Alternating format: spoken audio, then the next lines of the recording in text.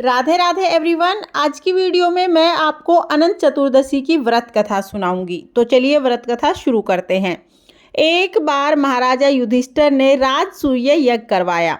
यज्ञ मंडप का निर्माण बहुत ही सुंदर होने के साथ साथ बहुत अद्भुत भी था। वहां पर स्थल में जल और जल में स्थल की भ्रांति होती थी। यज्ञ मंडप की शोभा को निहारते निहारते दुर्योधन एक जगह को स्थल समझकर कुंड में जा गिरे। द्रौपदी ने उनका बहुत मजाक उड़ाया। मजाक उड़ाते हुए द्रौपदी ने उन्हें अंधे की संतान अंधी बोल दिया। यह बात दुर्योधन के हृदय में बाण की तरह चुभ गई। कुछ दिनों के बाद इसका बदला लेने के लिए पांडवों को हस्तिनापुर बुलाकर ध्रुव क्रीड़ा में छल से हरा दिया। परास्त होने के बाद पांडवों को 12 वर्ष का वनवास भोगना पड़ा। वन में रहते हुए पांडवों को अनेक कष्टों का सामना करना पड़ा। एक दिन वन में युधिष्ठिर से मिलने भगवान श्री कृष्ण आए। युधिष्ठिर ने भगवान श्री कृष्ण को अपने सारे कष्टों का वृतांत सुनाया और उसे दूर करने का उपाय पूछा। तब भगवान श्री कृष्ण ने बताया कि तुम्हें अनंत का व्रत करना चाहिए, इससे तुम्हारा खोया हुआ राज्य तुम्हें वापस प्राप्त हो जाएगा।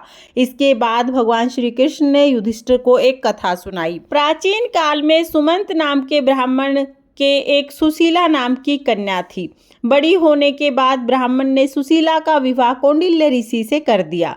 कौंडिल्य ऋषि सुशीला को लेकर अपने आश्रम के लिए चल दिए। रास्ते में रात होने के कारण वे नदी के तट पर रुक गए। सुशीला ने वहां पर कुछ महिलाओं को किसी देवता की पूजा करते हुए देखा। सुशीला के पूछने पर उन्होंने विधिवत अनंत व्रत की महत्ता समझा दी। सुशीला ने भी उस व्रत का अनुष्ठान करके 14 गांठ का वह अनंत डोरा अपने हाथ में बांध लिया और अपने पति के पास आ गई। कौंडिल्य ऋषि ने सुशीला के हाथ में बंधे धागे के बारे में पूछा तो उसने सारी बात समझा दी। कौंडिल्य सुशीला की इस बात से अप्रसन्न हो गए तथा सुशीला के हाथ में बंधे हुए डोरे को अग्नि में फेंक दिया। यह अनंत भगवान का अपमान था। कौंडिल्य ऋषि की सारी सुख संपत्ति नष्ट हो गई। सुशीला ने कहा कि तुमने अनंत भगवान का अपमान किया है, इसी से हमारी सारी संपत्ति नष्ट हो गई है। पश्चाताप करने के लिए कौंडिल्य ऋषि वन में भटकने लगे। वन में भटकते भटकते एक दिन वो मूर्छित होकर जमीन पर गिर गए।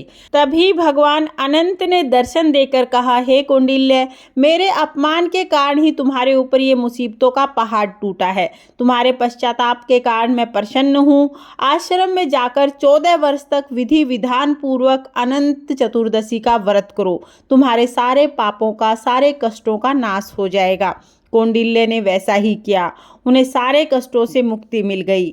श्री कृष्ण की आज्ञा मानकर युधिष्ठिर ने अनंत भगवान का व्रत किया, जिसके प्रभाव से पांडवों को महाभारत युद्ध में विजय प्राप्त हुई और उन्हें अपना राज्य वापस मिल गया।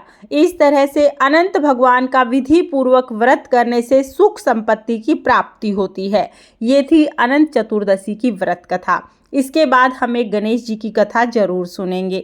एक बार एक गांव में एक बुढ़िया रहती थी। वो रोजाना गणेश जी का पूजन करती थी। रोजाना मिट्टी के गणेश जी बनाती, रोजाना गल जाते। बुढ़िया के घर के सामने ही एक सेठ की हवेली बन रही थी। बुढ़िया ने जाके कारीगर से कहा कि कारीगर भाई मेरे लिए पत्थर के गणेश जी बना दो। कारीगर बोला, मैया जब तक तुम्हारे पत्थर के गणेश जी बनाएंगे तब तक तो हमारी दीवार बन जाएगी। हमारे पास समय नहीं है, आप किसी और से बनवा लें। बुढ़िया को बहुत बुरा लगा। बुढ़िया ने मन में सोचा, भगवान करे तुम्हारी दीवार टेढ़ी हो जाए। ये बोलकर बुढ़िया अपने घर आ गई। अब कारीगर जैसे ही दीवार बनाए, दीवार टेढ़ी हो जाए, उसको फिर गिराना पड़े। दोबारा दीवार बनाए, दोबारा फिर टेढ़ी हो जाए, फिर उसको गिराना पड़े। ऐसे ही बनाते गिराते शाम हो गई।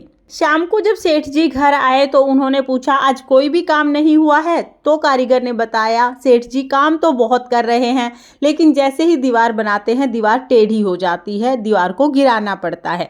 उसके बाद कारीगर ने बुढ़िया की सारी बात सेठ जी को बताई।